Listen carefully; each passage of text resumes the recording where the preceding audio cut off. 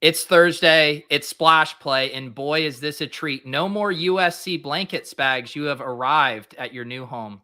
I am at my new home. There's probably a slight echo for everybody out there, but we're going to push through it because it's a Thursday splash play. We're going to have a viewer guest on the show. We're going to build our low ball lineups with that viewer guest. We're also going to catch up on all the news, talk about Thursday night football, Patriots, Falcons, no Cordell Patterson. Pete, what are we going to do besides hit that intro?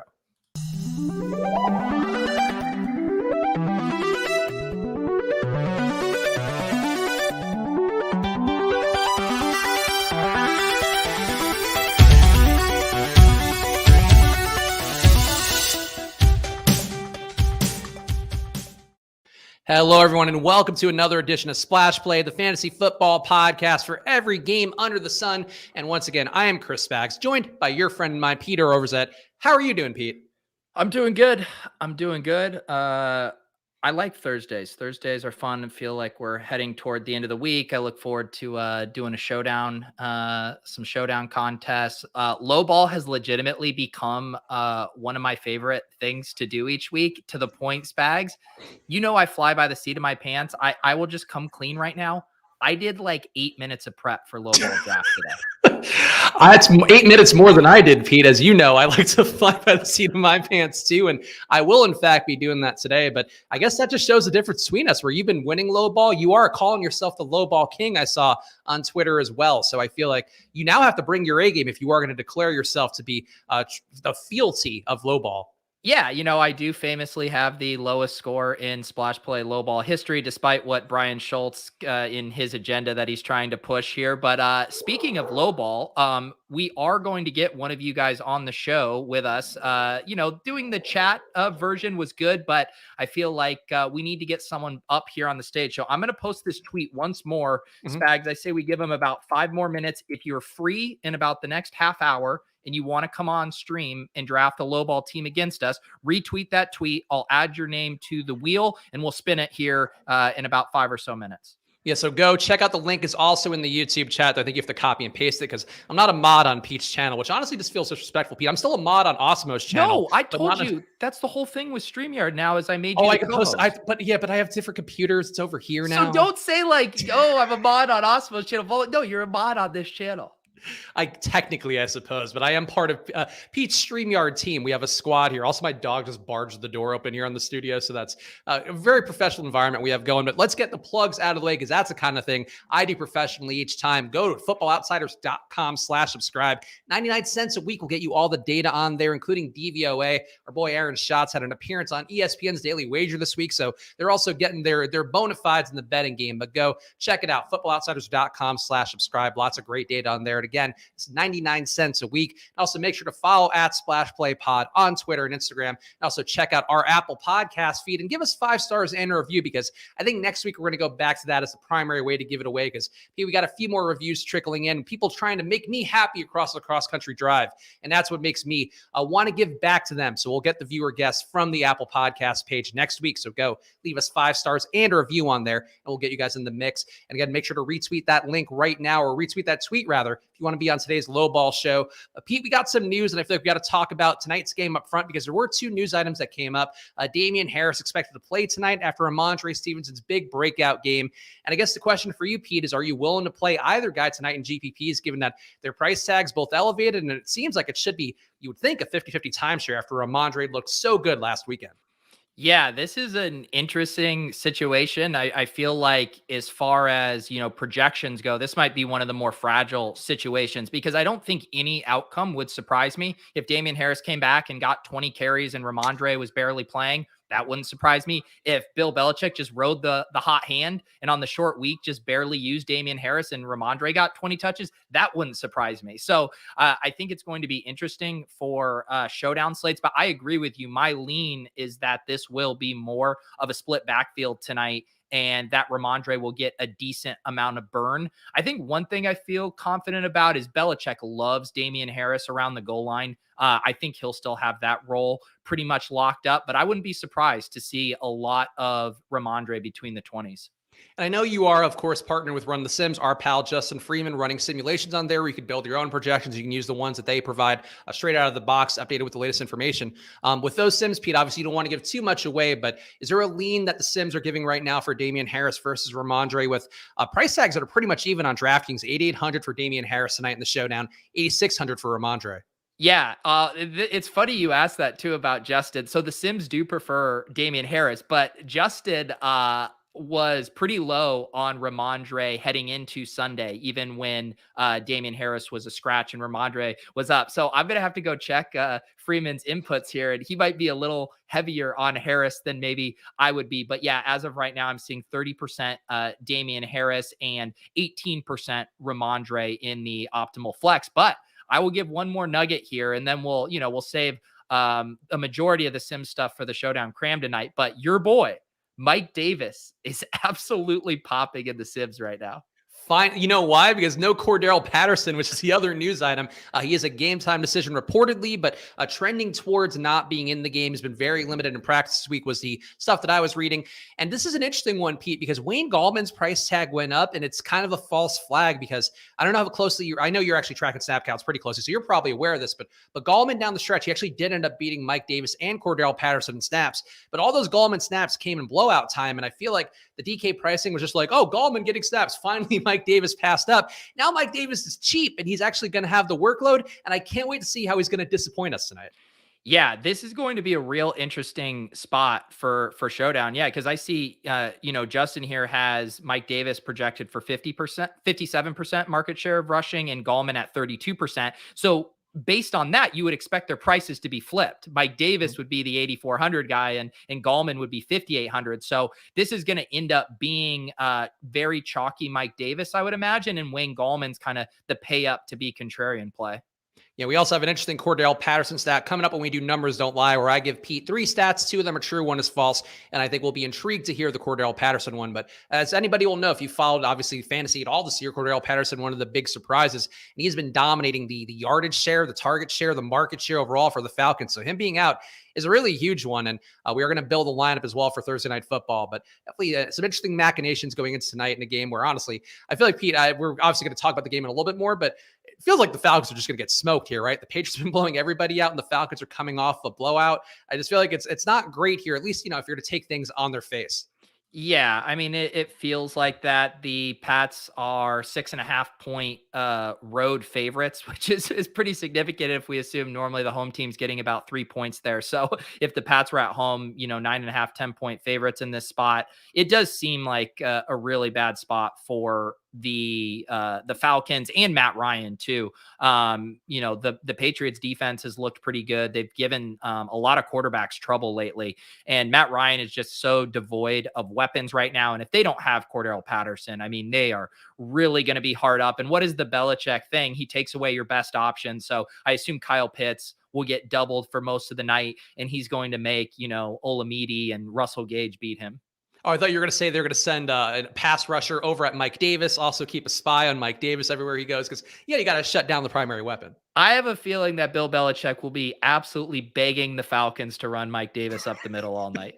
Speaking of shitty players who have important roles, Jared Goff going to be out, or maybe out this week. He hasn't practiced so far. Tim Boyle is actually, I was going to ask you who the backup was in Detroit. You might know this already, but Tim Boyle's the backup. I didn't know that. Damn it. Taking the first team reps. I guess I didn't make you look bad. So that's the kind of supportive show we have. But Jared Goff out, beat the Lions with a 17-point implied total for them. Are you willing to play some Tim Boyle for yourself? Really, any lines at this point? I feel like maybe Deandre Swift, you can make the case for getting a lot of checkdowns, or I guess TJ Hawkinson. So I'm talking myself in already to playing some Lions against Cleveland. What would you do if Jared Goff does end up out? Yeah, that's an interesting one. DeAndre Swift it was looking like he was going to be fairly popular, and kind of makes sense with his workload right now. He just has such a high floor, and then he's coming off of a 33 carry game. I mean, Hawkinson is going to be terrifying to go to coming off the bagel. He's priced up. Like Hawkinson is 5,700. That's really expensive. He would make a pretty good lowball pick if I might add. So yeah, I don't think anyone's going to be excited to play Lions in this spot. And yeah, DeAndre Swift is probably the only one that will be still project decently with a backup quarterback. In that same game, Baker Mayfield is practicing or was expected to practice today. And I think he's been in, based on reports that I did not see earlier, but I did see one this morning saying that he was going to practice. In that same game, Nick Chubb also expected back from the COVID list. So, Pete, how do you feel about the Browns in this spot going against Detroit, a spot where basically the chalk has been every single week, somebody going against Detroit? Najee Harris last week. I think even some of the Steelers receivers picked up a little steam. Freiermuth also pretty decently owned at tight end. Are you willing to trust any Browns? And also, I'm going to get up and close my door in the hopes that it sort of stymies the echo throughout apparently the entire house. Go for it. I think one thing that's interesting is Nick Chubb is still on the COVID list. The Kevin Stefanski said he's trending in the right direction. I assume that means he's had, one of his first negative tests and just needs a second one, but that'll be something interesting to monitor there. I think Chubb will obviously be a great play. He's kind of interesting for DFS because he is pretty expensive up there at 7,800. And, I think a lot of people would just rather play some of those wide receivers if they're going to be kind of paying up in that range or, going to a McCaffrey or so. That Chubb's going to be an interesting one to me. But I mean, the only other, guy I think really in consideration would be Jarvis Landry. There just has been not a lot of consistent production in their passing game. About that, I guess if you want to get excited about a low-owned Donovan Peoples-Jones, maybe you could do that because, Detroit has been getting in a lot of these back and forth, but Jarvis Landry at 5,100 on DraftKings looks pretty good to me in this spot. Yeah, Donovan Peoples-Jones banged up. So hopefully we'll get back in according to some of the reports there, but we'll see how that goes. And certainly if he's not in, targets have to go somewhere. And the Cleveland, we've talked about it a lot, just injury stymied in a way that's really hard for any team to get there. And somehow they're trying to push through it, but I feel like at a certain point, it's going to catch up with them. And Pete, I know you wrote about some stuff in the Fantasy Life newsletter. You talked about Elijah Mitchell. We also have the Cardinals, Kyler Murray not practicing yet, DeAndre Hopkins not practicing yet. Any other major injuries for you that you feel like we need to be tracking heading into tomorrow? Yeah, I was looking through those. Not a lot that's popped up yet. Chris Carson still not practicing. Chase Claypool returned to a limited practice today, which is exciting. I was kind of worried he might be out longer than that. Kyler returned to a limited practice today, so I do think he's trending in the right direction. But DeAndre Hopkins is still out, so probably another week without Hopkins. I mean, he just hasn't practiced or played in weeks now. Dallas Goedert, who left the game with a concussion last week, he isn't practicing, and I think he's kind of in doubt. You mentioned Kamara. He returned to a limited practice today. The other one interesting that we were talking about the Lions, and maybe it makes us less excited about DeAndre Swift, is Jamal Williams was back at practice as well. So that was definitely helping boost DeAndre Swift's numbers there a bit. Those are the big ones. There's some kind of veteran rest stuff like Marquise Brown didn't practice, but most of the big stuff is kind of settled. Yeah, and of course, we'll have some more updates on tomorrow's show talking about whatever the latest practice reports are. So maybe some surprise scratches like there have been the last few weeks. So we'll be doing that. And it's worth pointing out, too, we are going to have our guest on tomorrow. It's going to be Cooter Doodle, who, Pete, I only know through social media. Like I've seen some of the stuff. Obviously, she does great work from the Fantasy Life handle. Of course, which you do the things for the email newsletter. She does a social. So a great tag team 1-2 punch that they have there. I don't know her real name. I don't know is that something that's known out there? Do I have to call her Cooter Doodle throughout the entire show? It's really funny too, because I'm on some more like back end, like business emails with her, and she had to create a separate name because she has a Cooter Doodle in her regular email address. I think it's known that her name is Amanda publicly, but okay. I still call her Cooter Doodle because it's just more fun. It is more fun. So that'll be our first female guest too. So Pete, we've had that no girls allowed sign with some letters spelled backwards, written in crayon on our little boys clubhouse here on Splash Play. And finally, the gender barrier, the sex barrier, whatever we're going to call it, has been broken here on the show. So do we give ourselves a pat on the back as well for that? Probably not a pat on the back, probably a tisk for not doing it earlier.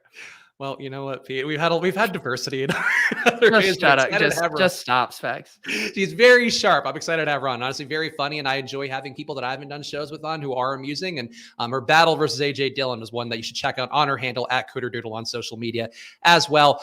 Pete, are you ready to do the low probability crystal ball, or should we do numbers don't lie first? Or actually, should we do the drawing first? Yeah. Oh, thank you. Yeah, we're gonna do the drawing here. Let me see if any extra tweets or retweets came in here, and then I will pull up the sheet. It looks like we are sticking with our crew here. You guys, I see 3 names. So we have Roto Run, we have Silas, we have Iceman, we have our accountant Willis, we have Electric Snuff, and we have Brian Schultz, former lowball contestant. So pretty nice odds here. Spags, tell me how many times to shuffle. 3. Also, do we have the slapstick guy? Yeah, okay, he's on there, right? Yeah. Okay, yeah, because he's a guy that I followed on social media for a while because I think because he's verified, and I was like, oh, and he seems pretty nice. I don't know anything about that guy besides the fact that I follow him, and I know we occasionally like each other's tweets, so I'd be excited to get him on. Oh my goodness, Brian got his wish. He got his wish. The star of Island Mortgage wins again. It's not fixed either. I feel like, if anything, I was willing to get somebody else in the mix so Brian can't continue to pester us about lowball. But I guess Brian's got to be back on the show. And Pete, are you ready for the challenge? You guys have been talking shit to each other about who's a true lowball king, and I guess we're going to find out this week. See, I am torn because I would like to get more new people on the show, but I also want to beat Brian. He thinks that just because he won that week that he's the king, and yet I have the lowest score in lowball history. So we're going to settle it once and for all. And this is why I did research. I was secretly hoping Brian would win and that I could crush him at this game.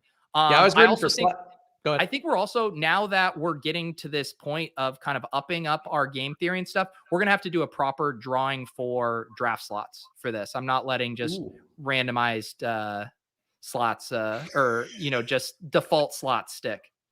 I love seeing when your competitiveness starts to ratchet up. I think that's the most fun here. I will say I was rooting for Slapstick. I was rooting for Silas. I feel like Silas has been one of our loyal guys in chat, and you can see his disappointment here saying, damn it, rigged in the chat. And, Silas, look, I think you left a Apple Podcast review. We're going to get everybody in the mix here at some point. I just think. Yeah, well, we'll say this, that Brian's going to remove from the wheel after this one. Yeah, 2 appearances and you're done. No third time's the charm here on Splash Play, but we like Brian here. We'll have him back on. So Brian Schultz, step on up. Pete, what your choice now? Numbers don't lie or low probability crystal ball? Let's do numbers don't lie. Okay, so let's do numbers don't lie. Of course, one of our games here where I'm going to read 3 stats. 2 of them are true. One is one that I made up entirely. And Pete, explain to the people here the mind games. Honestly, I feel like there have been less mind games this year. You've actually been sniffing me out pretty well, I think, the last few weeks. Yeah, I feel like I'm onto your bullshit, and it's time for a new meta because you can't help but, putting me in these weird spots where the wrong answer is also like a dig at a player I like. And so, maybe just evolve a little bit, Spags, because I'm onto you. I'm hoping I did this week. So hit that like button, whether you're watching on Pete's channel or the Splash Play channel. We do appreciate it a bunch. Helps us get seen by more people, which we need as football interest does start to wane a little bit for the fantasy shows down the stretch. So help us out, show a little love, hit that like button if you can. And of course, subscribe to both channels. But first stat here up, and numbers don't lie. Eagles coach Nick Sirianni recently said Miles Sanders will be the starter whenever he's good to go. But Sirianni's love for Jordan Howard has to be acknowledged. Howard's 65% intended touch rate, how often the team feeds in the ball relative to his snap count, is highest in the league amongst regular rotational players, ahead of even top picks like Derrick Henry with a 58.8% intended touch rate and Christian McCaffrey with a 53.3% rate. Pete, how does that sound to you? That sounds very real to me. The Eagles have basically had kind of a philosophical switch these past few weeks since kind of involving Jordan Howard more, and he's touching the ball a ton. I know he's still kind of splitting with Boston Scott, but that rings true to me. All right, another stat here. Nick Chubb is expected to return this week, and while he's a game breaker as a runner, he also has one other interesting stat to his name. Chubb has caught every ball thrown his way this year so far on his paltry 1.1 targets per game. Among players who actually play with regularity, Chubb shares that perfect honor with guys like Wayne Gallman, Deonta Foreman, and Chris Carson. Pete, does that sound true to you that Nick Chubb is catching everything thrown his way so far this year? It does. That does make sense to me. He doesn't get targeted that often, but when they do, it's normally, kind of more simple screen pass type stuff or design screen passes. So that one also seems real to me. There might be some little fudging with the numbers there, but directionally that seems accurate. And the last stat here, and then Pete will guess which 2 are true and which one is a lie. Cordell Patterson's potential absence tonight could be a big one for a Falcons team that could get dusted. Patterson's emergence this year is obvious, but his 39.5% total yard share for Atlanta is the highest in the league. Also ahead of elite backs previously mentioned like Christian McCaffrey and Derrick Henry, who have 39.3% and 39.2% of their team's total yardage per game.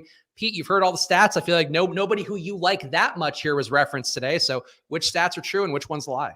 Man, you did a good job with these this week. You can tell I'm finally getting some sanity back, being in a house, having warmth, not being dog diarrhea to death on the road. Boy, that's a tough one. Diarrhea to death on the road. Yeah, diarrhea to death. I mean, how have you not said that a million times in your life? Man, that's tough because you didn't overwrite any of these like you usually do, where you're kind of doing a heat check, with your Jeopardy applications. Man, me and Aaron Rodgers both. So they all seem fairly true to me. Just maybe something seems slightly off with the Nick Chubb one. I do think Cordell Patterson has been that big of a part of the Falcons offense. So I will say the Nick Chubb one is the lie. It is, in fact, the Cordell Patterson that is the lie.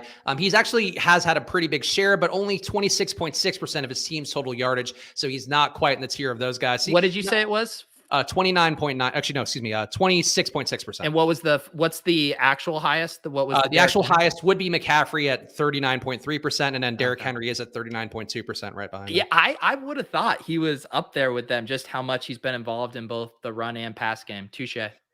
Yeah, he is number 13 overall in total yardage shares. So guys ahead of him include McCaffrey, Henry, Jonathan Taylor. I'm just going to list them all. Jonathan Taylor, Alvin Kamara, Deebo Samuel, Najee Harris, David Montgomery, Nick Chubb, Cooper Kupp, DeAndre Swift, Devontae Adams, Dalvin Cook, and then Cordaro Patterson, which really just one of the more baffling fantasy years ever. And I hope he gets healthy down the stretch. Like, I feel like it's kind of a bummer if this year gets kind of lost to the abyss because of him getting hurt. And then we see, Goldman and Mike Davis as the Falcons sort of lose their way. But Patterson still number 13 overall. Can't complain about that. No. I went I was tilting the other day thinking about Cordell Patterson because it's basically his positional designations are kind of opposite of how I'd want. Like, I wish during draft season that he was available as a running back. Like on Underdog, I would have drafted him way more as a late round running back, whereas wide receiver, I was just kind of like, eh. And then in DFS, he's listed as a running back when I would prefer to use him as like a wide receiver in that. So it's just been frustrating that the designations aren't exactly how I would like. Pete, also, you mentioned Underdog, and I just got to give myself, I know we don't talk about NFL basketball teams, but I don't think you've set, or the government hasn't set any legal guidelines for NBA basketball teams. That Underdog tournament I mentioned, Phil ended up with, I think, 30K entries out of 55K they were going for. I feel like I'm pretty live to win it all. I know we got a lot of months left. It's April, I think, is when that one wraps up. But I'll have a newborn child then. So hopefully that'll come in handy. But my teams are crushing. I have like 10 first place teams, 2 second place teams. How many teams did you make? 25, I think, or 23. Oh, so that's an insane advance in first place rate then. If you're so I'm feeling good about it. I mean, like I've always said, NBA, my strong suit. Obviously, I try to do my best for NFL as well. But that Underdog basketball tournament, I feel like, again, whenever you have a basketball tournament on Underdog and you see it having potential to overlay, just jump in there. And I know the NFL, they have no problem filling, but NBA, they were not able to. And I feel like as a result, I might be able to waltz in and steal 50K. It's a bummer that I feel like, if it was during the off season or didn't overlap with NFL stuff as much, I would have had fun trying to dive into those streets. But it was fairly intimidating to me to juggle it and become an NBA thought leader on the fly. But I am very much rooting for you to take that down. As we always do on the show, we root for each other more than anything. And Nick Bird saying, did I get a lot of Miles Bridges exposure? Yes, in fact, Miles Bridges and DeJounte Murray are both very big parts of my NBA lineups where, I will say my strategy for NBA basketball is trying to capture teams that had some changes going on and guys that also had late season surges. So Bridges and Murray both fit that criteria, and they both are paying off in a major way so far. But we'll talk more about that as we get closer to April. I wish it were sooner. That's the one thing. It's tough to wait until April if you have a shot at winning money. There's a reason why a lot of the high volume DFS players don't get super into best ball because they don't want to tie up their money for that long. Yeah, I'm tying up a bit though. I'll tell you what, Pete, gambling pretty big. I'm in a legal sports betting state. Gonna have $500 on the line today on DK Sportsbook and You're already firing hard the second you cross the state lines. Plus EV betting, Pete. Track pin. I will say I actually mentioned this on Twitter to some people when they were asking me about the one night I had. Well, I went 5-1 yesterday too, with mostly prop bets, but track and pinnacle lines, and then comparing comparing, the ones at DK Sportsbook, whatever the legal sportsbook are. There's sites out there that do this. So I don't want to give them the free plugs because I also don't want to ruin my own shot at winning money. But that's been something that's been really good to me. And I know, Pete, you love betting too on Betsperts, but I do think just tracking the differences between the sharpest sportsbook in the world, which is Pinnacle, and some of the other lines is definitely something that I would recommend to anybody out there. How does your pregnant girlfriend feel that you're spending, $500 a bet here on the DK Sportsbook, but you're making her sleep on a mattress on the ground right now? To be clear, it's a brand new Lisa mattress. It's in fact the Lisa Legend, the highest level of mattress you can get from Lisa. But no, she's one thing that I will say for her, and it does help that I've won $50K on DraftKings while we've been dating and been living together. But she's also been very supportive. I know I presume it's the same with you and Lauren, right? Yeah, but how much of a advantage do you think you have betting sides on DraftKings? Enough that I will tell her when I win. I won't tell her how much I will be doing, but I will talk more about that process in the weeks to come, because I actually want to build something that I can use that I might let other people use too, just for funsies with one of my little programmer friends. Because legal betting, very fun if you can do it out there. As Pete has pointed out previously, as our overlords at Edge Sports have told us, we got to talk about betting 5 to 10 times per show. I was talking with Brian last night on Lulz, how I'm just still tilting so hard that we don't have legalized sports betting in mass yet. And it's very frustrating to not be able to go and bet all these props when they pop up. So I will stick to my underdog pick'ems and my NFL sides for now, but excited to get in those deeper into the prop streets. Yeah, and the Monkey Knife Fight one too, I know you had in the Fantasy Life newsletter, but over 1.5 yards. Take those easy ones too on those sites while you can, and then when legal betting comes, then hopefully you can sharpen up, and hopefully they don't close the gaps that idiots like me are able to seize on right now. But Pete, it's that time. Are you ready to do a little low probability crystal ball? The first one here in my new echoey room. I need to get my shawl.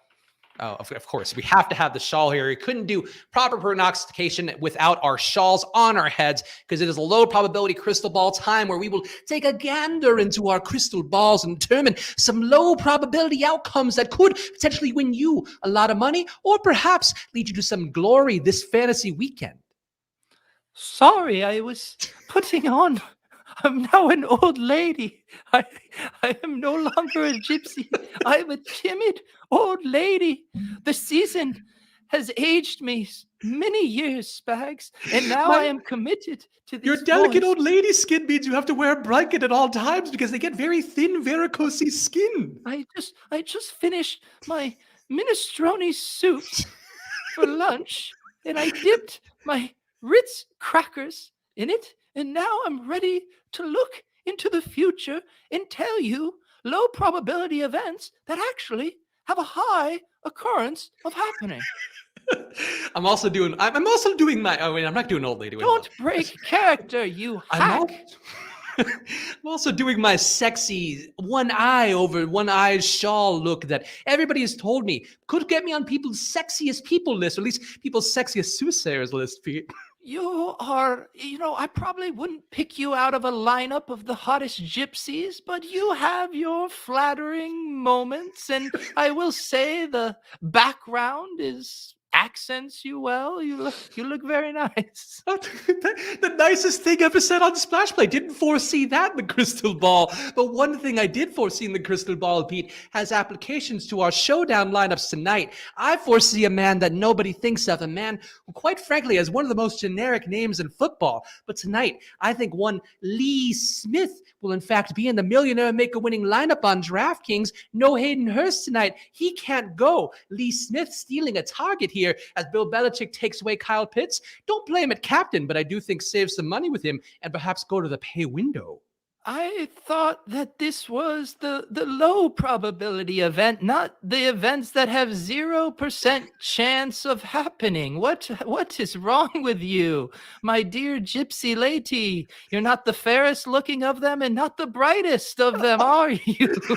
So you said one nice thing and then had to immediately go back to making me feel terrible in my furnitureless home. Thank you, Peter, as a true gypsy should live, but I will yield the floor to you and your much less profitable crystal ball. Well, I would say something like Josh Reynolds scores 200 yards, but I'll save that for you because I know you love those kind of takes. Here, I will give you one.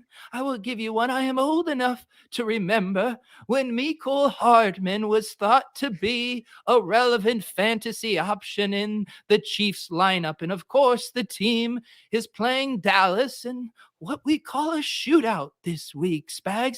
And an interesting development that I saw. I actually don't believe in this hogwash, okay? I believe that there is one true creator and that everything we do in our life is already preordained, including Byron Pringle scoring 100 yards and a touchdown because he has now flipped. Mecole Hardman, he played a season-high snaps. He ran a season-high 67% of routes. And I now believe that he is perfectly set up, as the Lord intended, to score a touchdown in this game. So you're a religious old lady, it seems, and really, with the bits are going crazy. People are asking, they thought we were Italian, says Bible Book Club, and in fact, you're now an old woman in a character that we never even agreed to. I just really want to be honest to the character and to what I believe in. And I believe that God has our best will in mind and that once Pringle pops on Sunday, Spags, the fun isn't going to stop. Okay, fair enough. Like, you're taking this bit in new, interesting directions, including outdated spokespeople lines. But I suppose if that's the way you want to go, I'll stick to my traditional crystal ball type plays. And I will say this weekend, Peter, Deonta Foreman will also be in a millionaire make-a-winning lineup. And in fact, I'm just giving people millions of dollars left and right because my crystal ball, the one thing that survived the road. And I will say, Peter, Deonta Foreman is popping up very prominently here. I could see him, his muscular body. Ooh, I just want to. Oh no, we're not doing. I'm going to give it kisses like you do on the Monday bit. This is disgusting, and your behavior disturbs me. I don't know how you have made it this long as a host on a show that broadcasts 3 times a week. I'm the first fucking woman you've ever even had on. You disgust me. What, cobweb cooter doodle? Is that what is that the name? Please do not refer to our guest tomorrow with such a derogatory term as cobweb cooter doodle. The only thing I see cobwebs on are your fucking dusty ass pics. Forgive me, Lord. I did not mean to say such a word in the presence of 36 live viewers. Oh my, that many people watching me? I'm blushing. All worshiping at the altar of your terrible picks, Peter. So give them one more Nana Pete before we hit the road and get Brian Schultz on to thwomp you one more time at lowball. I just want to say there's a lot of tumult, a lot of uncertainty in Washington right now. The offense, there's injuries, and there's poor young men playing a child's game for a king's ransom and getting hurt in the process. And one Mr. Ricky Seals Jones. And I went to grade school with a boy named Ricky Seals Jones, by the way, back in 1914. Were there a lot of hyphenated names back in 1914? There were. It's a relic of the 80s. It was a tradition in my neighborhood to not only take your father's last name, but also your mother's. And Ricky Seals Jones was a nice young boy, but he's hurt. And you know who might benefit? And this is not guessing or prognosticating. This is simply knowing that the Lord wants John Bates to score a touchdown this week. And I did go to high school with a John Bates, and most of my picks are just names of players that I grew up with. And I also went to school with a Christian McCaffrey. I know that seems crazy, but Christian McCaffrey. And basically everyone in the NFL now I went to school with. There's so many modern names, Peter. I feel like there must be some names that are not in the 1914, the polio era is what we call that. No, I used to play hopscotch with Deebo Samuel.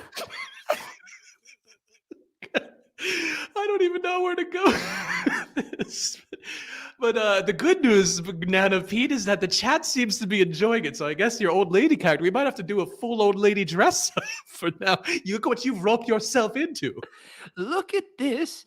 This is earning us subscribers. Maybe next week we'll have 40 people watching this stupid show. Dane Galloway asking, what was Jameis Winston like in high school? Of course, another name from the olden days. Oh, Jameis Winston and I used to play checkers. Jameis actually carved the pieces with his own bare hands in a piece of lumber. They were beautiful pieces. You couldn't just go to Target and get a checker set. You needed a Jameis Winston to make you checkers. So he's really more of a woodworking title. They would be a town. Every town would have a Jameis Winston. It sounds like. Let's just say that those checkers were not the most perfectly shaped. Even back then, Jameis Winston struggled with accuracy. Okay, and scene. I think that's an end scene. Woof! It's also hot in here too. Like there's a lot of barriers to entry, including your old lady character. I was not prepared for it. I wasn't prepared for it either. There was something I tried to get into the gypsy character, and I just couldn't get there. So I stuck with it. I think it worked. Right? Is it time to get Brian on the show? Does he have the link? Welcome to the show, Mortgage King. What's going on, guys?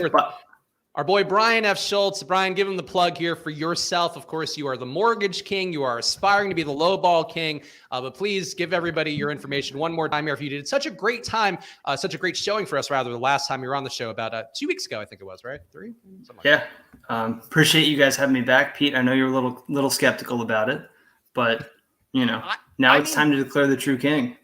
The thing I'm a little skeptical at is I'm used to just seeing you driving around town with your dog in the back seat. I mean, what's the deal? Well, I was already home for this one, so, figured I'd be fully set up and ready to roll. Okay. All Brian right. caught wind that we might be doing this today, and he's like, I just got to take the day off. I got to be ready. Just the guy's going to have down for lowball. Yeah, have you? I don't know if you heard the top of the show, but I have no chill anymore, and I actually prepared for lowball draft. Does that have you worried? When I found out that I was on, I actually went through and made a couple lineups myself. So, okay, I'm ready. So Spags is absolutely fucked. Is what we're saying. Fucked here. And before we get into it, I do have a rules question as well. So, here we go. Yeah. Well, do we want to save it because we should do the Thursday Night Football showdown build first? I think. Oh, really? All right, sure. That's normally the foreplay we do to lead into lowball, unless we're going to change it up wild. We're doing old lady characters. We're moving segments around willy-nilly, Pete. I don't know. Okay, do it. You made the show sheet. Let's stick to the show sheet. All right, Thursday Night Football showdown lineup for everybody here. And then we'll do lowball. The main event of the show will be lowball. So hit that like button for Brian, for old Nana Pete, and James. Every town has a Jameis Winston. That's the thing we learned today. But let's do the showdown build for Patriots-Falcons. And Pete, I guess, what tournament are you going to put this one in today? I'm putting it in the Millie Maker, boys, but you can't chalk this shit up, Spags. And if you can bring back your gypsy lady to maybe tout Lee Smith, maybe that's the kind of play we need in this lineup. I think Lee Smith is a lock play tonight for showdown for the $200 fee rather that he will be at tonight. But let's see what we're going to do here. And I guess, Brian is the guest. We do let the viewer guest here, though. Brian, I feel like you've been on the show the second time. It's just, I feel like I want to treat you less special this time around, but I still will let you get the first pick here as we build our showdown lineup for tonight's game. Slightly less honored guest. Yeah. And if I win again, I know that I'm just never going to be invited ever again. No, this is the thing. The second you go from being on once, like we have to treat you with respect, and then you're basically just a co-host, and then we just are awful and mean to each other. That's just kind of what happens. Just tear you down bit by bit. That's what Pete does to me every single week. Until I'm in a house with no furniture. I'll start getting used to it. Who's your captain, all right, Brian? So captain. Or utility, whatever you want to do. Well, I have a flex that I'm very keen on, but I think, all right, Hunter Henry, he's a lock. He's guaranteed a touchdown, if not 2. Do we get our mortgages are cleared if Hunter Henry doesn't score? What kind of cash back are we getting here? You can't just throw out gold star locks. I mean, you got to get back to the community if you're wrong. No, you're right. I'll send some top shots over. That'll work. Thank you. Brian's personally offering a $10,000 seller assist to everybody who goes and buys a house through Island Mortgage today. And that's like legal guarantee here on Splash. I also want you to toss in a free refinancing. I'll see what I can do. I'll talk to the boss. Yeah. Okay. Spags, who do you want to do? Also, just got to point out Hunter Henry, 47% of the Patriots receiving touchdowns on the year. So maybe more of a lock for a touchdown than even Zach Pascal, who we know is a lock every week to put one in the end zone. I'm going to stick to my word here. I'm going to take Lee Smith. So we'll have a lot of money left to play around here. He's not a captain. He's a utility play that opens up everything else. A world of opportunity if they take Kyle Pitts away. That's what Lee Smith will give you. It honestly doesn't even look that bad. 12.5% in the Sims right now. I'll pick a captain. Someone has to step up to the plate and do this. I assume Kyle Pitts is going to be the most popular captain. I'm going to do, if we have Hunter Henry getting that gold star lock touchdown, I'm going to go ahead and put Mac Jones in here. Okay. So, but not a cap. Oh, no, sorry. Yeah. I'd clicked over wrong. Okay. You know what? And I will actually, no, it's Brian. Wait, are we doing snake draft style? I forget how we're doing this. Let's take it. Yeah. You got the Spags. So then I will take then another guy who finally got his touchdown last week. We were so overjoyed for him. Jacoby Myers this week keeps that heater going, and he is the reason that Mac Jones is in the captain slot. Though I do feel like going Nelson Aguilar might be the smarter move, but that's I'm not making the smart move today. I did bet the under on Jacoby Myers 55.5 receiving yardage prop earlier, so I clearly love this. I'm also willing to downgrade to Aguilar. I will say if we need the money. I don't think we can circle back to it. Okay. Who is it on now? So I think it'd be Brian now. Okay. Sorry, I was just doing a little math on it. Not doing math.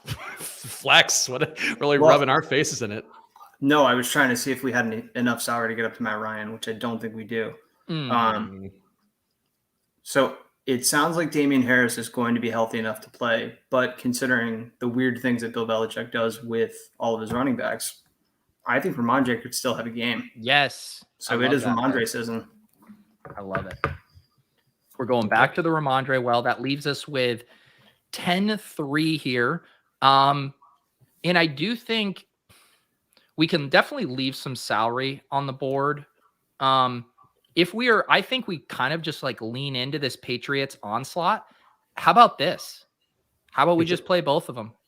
Damian Harris. I thought that was where you were going. I don't think it's a crazy move, especially like they've been boat racing people lately in a major way. And we know the Patriots love to run the ball if they can. So I think it makes sense. Yeah. All right. We have a 5-1 where Lee Smith scores the 2 touchdowns for the Falcons on the bring back. I mean, how could this go wrong? Maybe Mike Davis scores 1. Lee Smith just gets, like 3 catches and a touchdown. That's enough to get in. And Mike Davis takes the other touchdown. I feel like that could be the way it goes. Yeah. No, you would need to have Mike Davis if he just scored 1 touchdown and put up like 20 yards. Just you want Mike Davis to be. I do. I want him to be in there. I want to see him do well for once. I think if ever there were a week it could happen, it could be this week. But there's the lineup. And Pete, I know you have some new merch here that does say your famous phrase when we post the lineup on the show.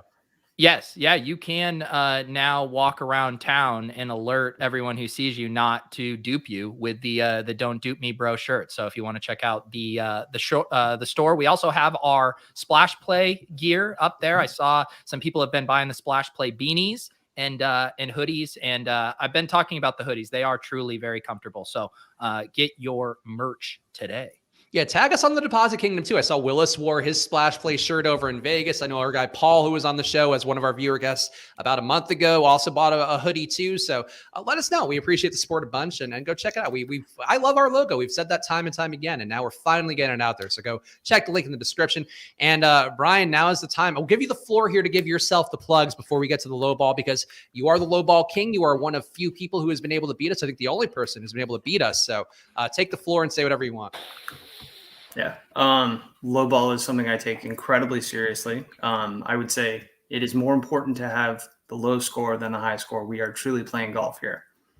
There you go. Second, Island Mortgage.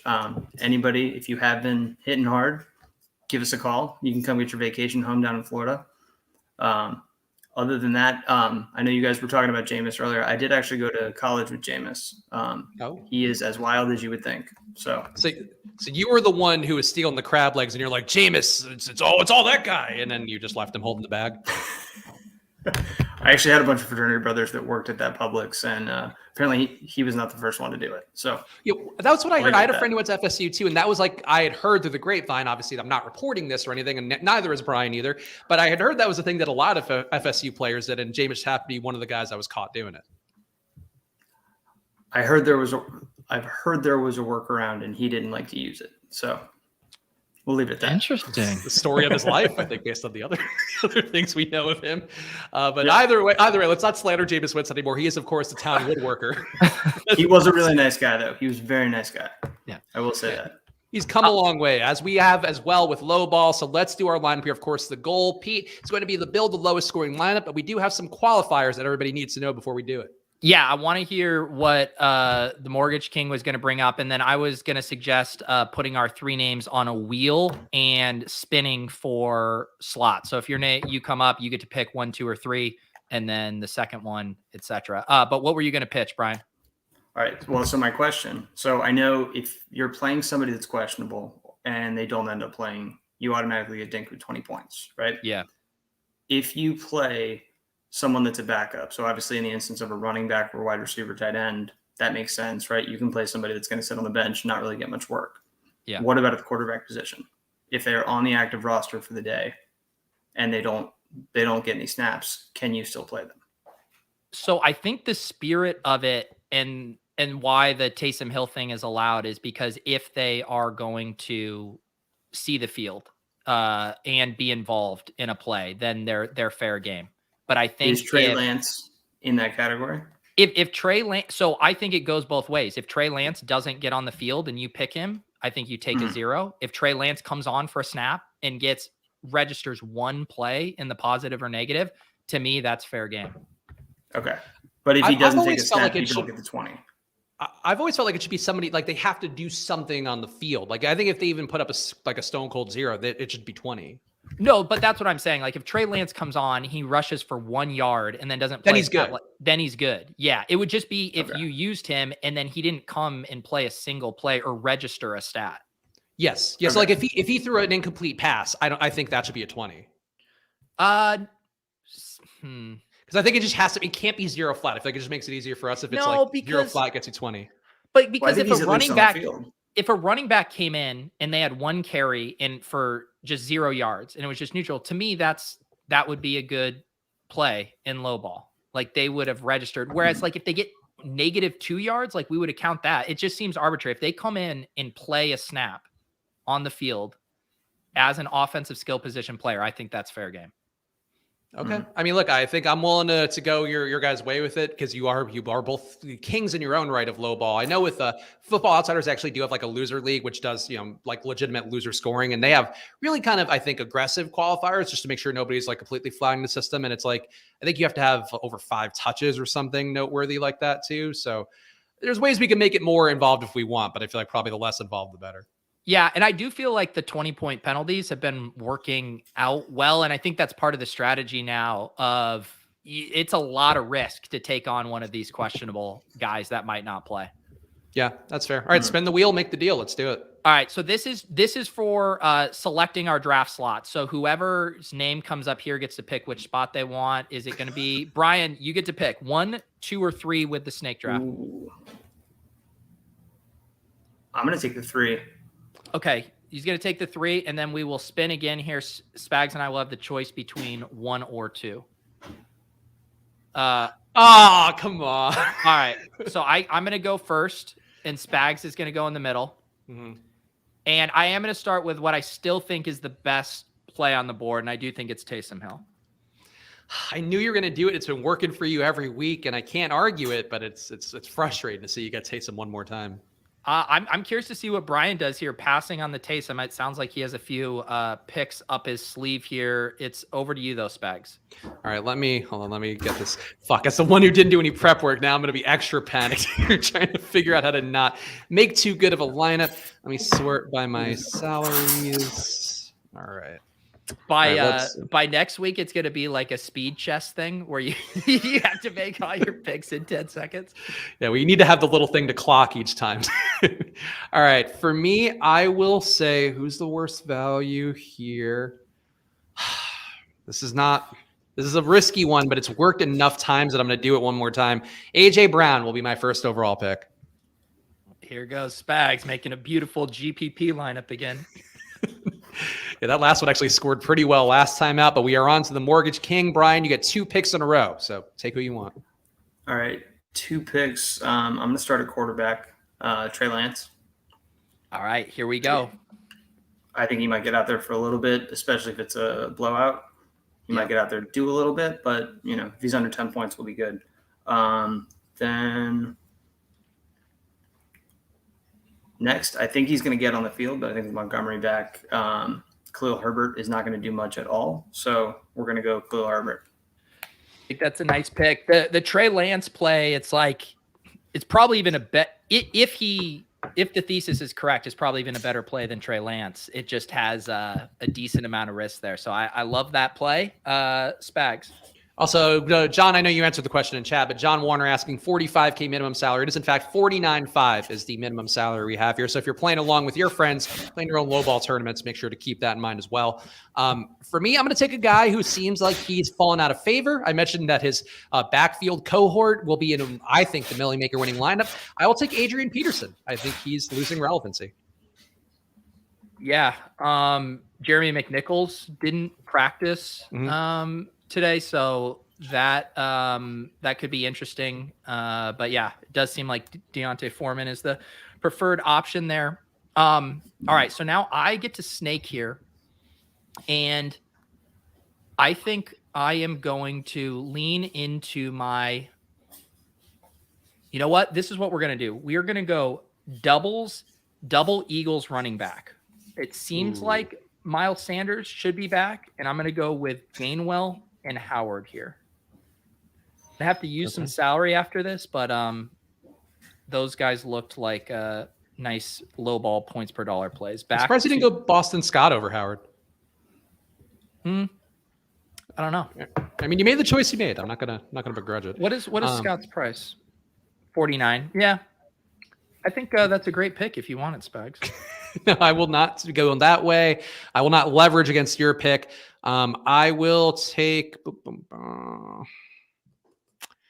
I'm going to take Marquez Callaway at wide receiver. I think will be. I almost took him on my turn there, and I thought maybe he would make it back. That's a nice pick. Thank you. I'm due for one every now and then. Brian, you get 2. Also, Brian, you're muted, just in case you don't know. Sorry about that.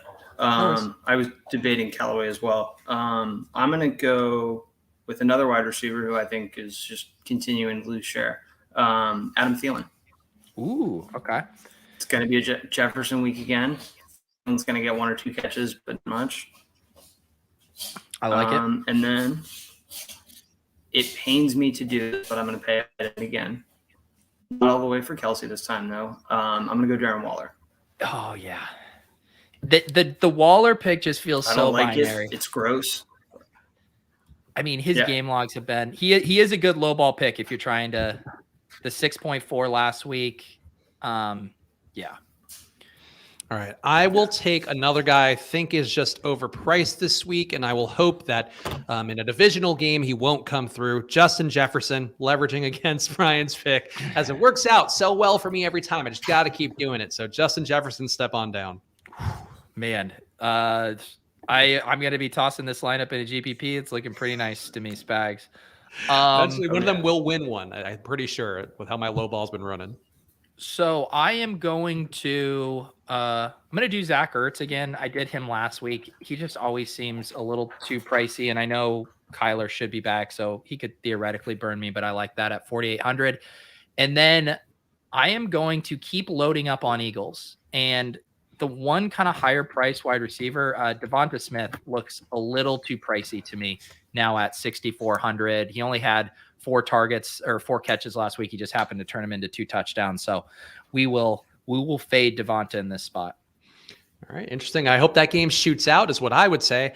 I'll take a guy that should negatively be affected by Nick Chubb returning, and hopefully Nick Chubb actually does return.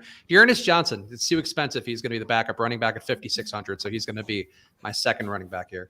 He was on my short list, and then I started to get a little spooked if for some reason Chubb doesn't go, because he would just be an absolute smash against Detroit. I'm just really getting out of the way of the two kings here. I mean, I've won a low ball tournament here and there too, but I have not established myself as well as you two have. So I think Callaway and Johnson were very good picks. Thanks, Pete. Oh, look, nice things here. It's like a little. Your other ones were awful, but those two were good. Son of a bitch. And Johnson could be dangerous. Well, Johnson could be dangerous because we still saw him getting goal line touches with Chubb even in the lineup. Yeah. So yeah.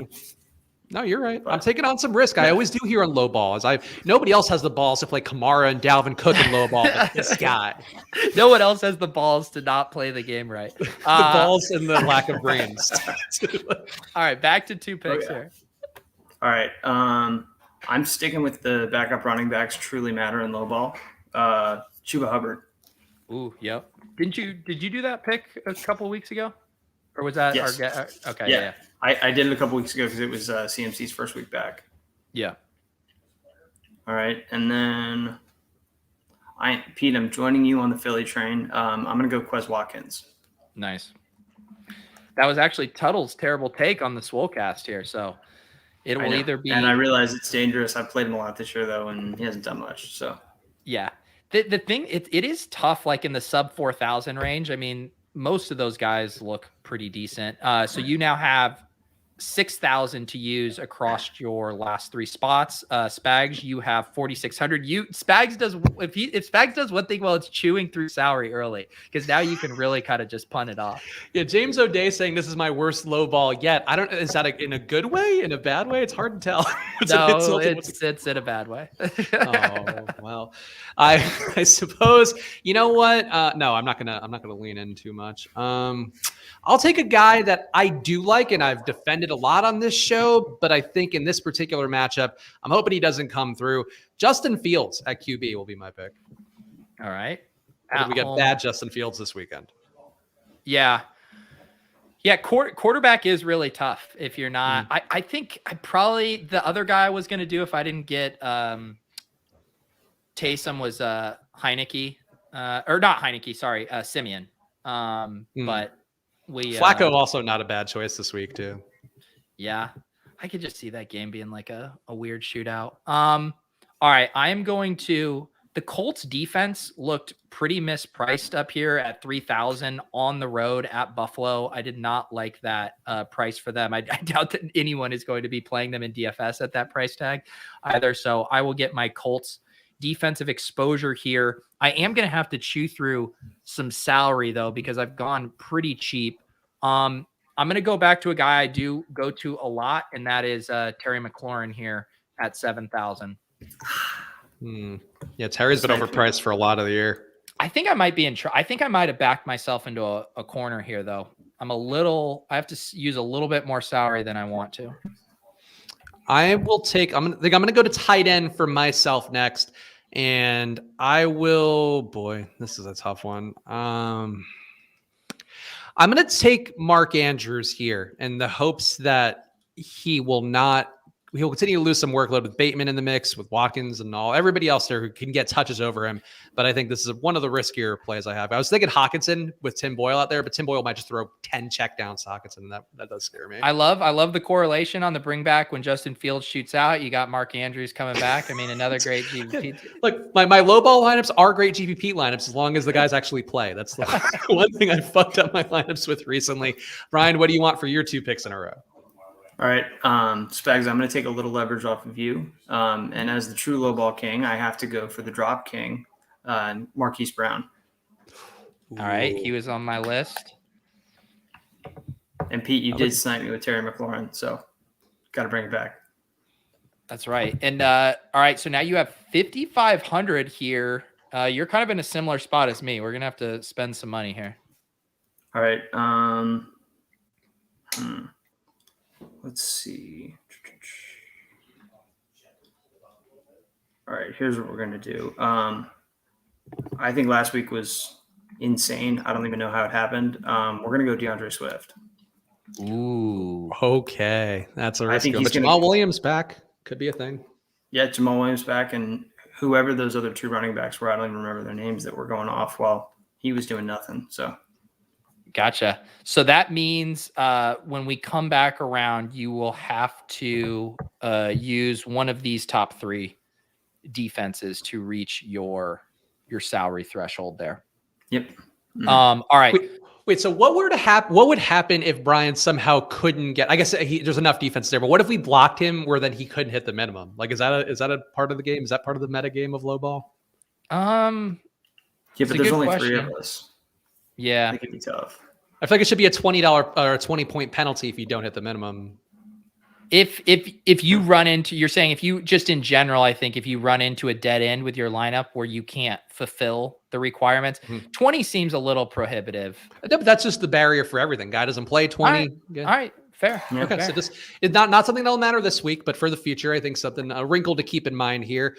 I'm going to try to go in the 4K range. Who's a guy who's going to play a little, but not enough? I'm going to take Dario Gubawale here at 4K in my flex spot. This is the one thing, because Spags chews up the sour. He does always get to get like a true dust ball in his lineup here. It's the part of my strategy that works. Everything else, not so much. Okay. All right. I don't love this spot that I am in now. How much is that? That's going to be tough. So I'm trying to debate if I want to go like a high-low, like Marvin Jones look like a solid pick to me here, but I would really have to spend up elsewhere. Or do I just want to middle this here with like 272? I'm tilting about Marquise Brown, Mortgage King, because I wanted to take him. Let's see here.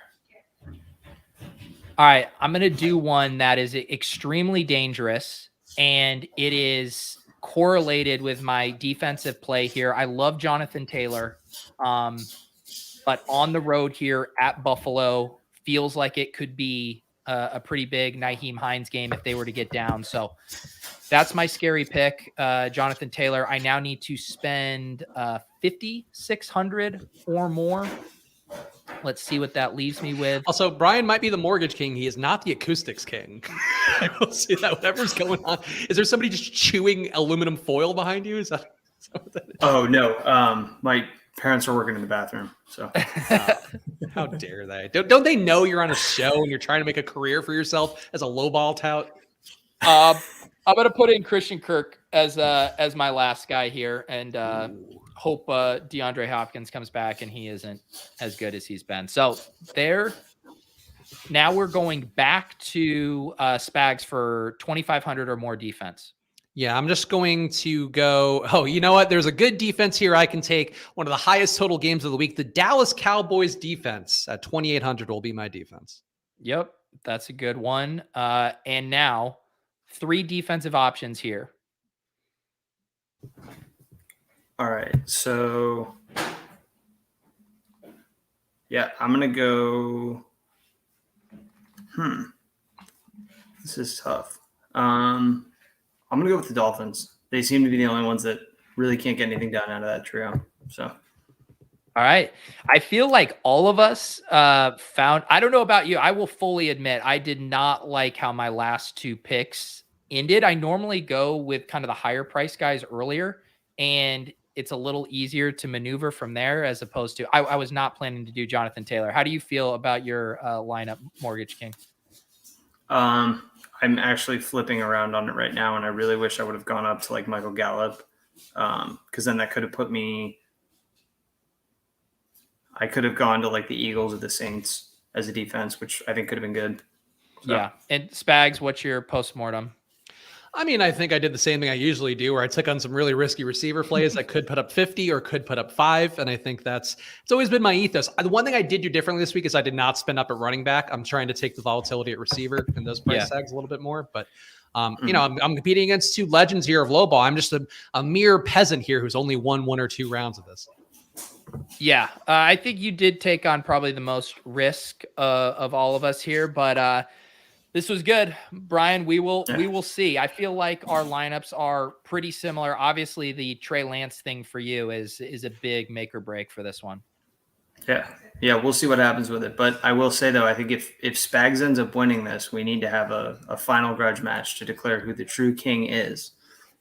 I think we can do a tournament of champions. I know you suggested at some point on Twitter, Brian. I feel like maybe at the end of the year, we bring in everybody who was able to beat Pete and myself, I feel like, back on, and we could do one bigger round. That seems fair, right, Pete? It seems, I mean, just be careful, because I can tell what Brian's doing. He's going to be sending you an invoice for his appearances here if you don't watch out. He's going to get on the Edge Sports payroll. Everybody come on board. We're publicly listed now. We can hire everybody. And we got, Bible Book Club did a $20 super chat here, Pete, asking to make a Millie lineup. I feel like we can do it on tomorrow's show with Cooter Doodle. Yeah, we'll make a Millie, because we got our Millie Maker lineup in for tonight's showdown. We'll build one. Thank you. That was very nice of you, Bible Book Club. Appreciate that. We will build a Millie Maker lineup with Cooter Doodle tomorrow. Yeah, tomorrow on the show, 2:30 Eastern, we will be back doing the ride or die picks for every single game, catching up with Cooter Doodle, who you should be following at Cooter Doodle as well, and follow at Splash Play Pod, follow at Chris Spags, follow at Peter Overzet. And now, Brian, the floor is yours. Give yourself the plugs that you want here. Of course, your Twitter is, am I remembering, Brian F. Schultz 1? Is that it? Yep. Yeah, that's it. Hey, look at this guy. Drugs have not totally addled my brain. Brian, what else do you want to say here for your plugs? Yeah, I mean, the usual, give me a call if anybody needs a mortgage, or if you need any lowball advice, hit me up on Twitter. Happy to help. And if I can throw in at least one pick for the Millie Maker, Jamar Chase, I don't understand how he's 7,100. It's insane. The guy should be 8,000 easily. Yeah, he's a good play. So he is a good play for sure. Pete, what are your plugs here? I'm sure you'll be doing a showdown cram coming up later today. Yep, I'll be doing a showdown cram tonight around 7:30. Excited for this slate because I feel like we're going to have some good inactive news, between the Cordell Patterson stuff. I'm curious to see if Johnny Smith is going to play, see if we get any kind of hints about the Patriots backfield. Always like when there's a lot of news to shake things up. Also, if you want to tail some bets for me, I'm not going to tweet them out because I feel like I don't want to be there in my life yet. But Paul George under 9.5 rebounds, Desmond Bain under 3.5 rebounds, Dylan Brooks over 1.5 3-pointers. These are some of the bets I'll be doing today on various sports books. Pete, I'm sure you're excited for this stage of our show, right? To start listing bets that I'm going to be making. Keep going. We all love you just yelling random names of people I went to school with in numbers. It's great for all of us. The town blacksmith, Nikola Jokic, under 0.5 blocks. Oh, that boy plays so dirty. I don't like what he did to that Morris brother. And Iceman saying the final thing we need to take away today, no need to cram, just put in Lee Smith. That is the move for the showdown. Pete's going to spend a half hour today just talking about Lee Smith. I think that's the goal. Just land the plane so I can press the outro. All right. We appreciate you guys for watching. Follow at Peter Overzet. Follow at Chris Spags. Follow at Brian F. Schultz 1. We'll be back tomorrow at 2:30 with Cooter Doodle. So come tune in then. We'll see you guys then. Good luck.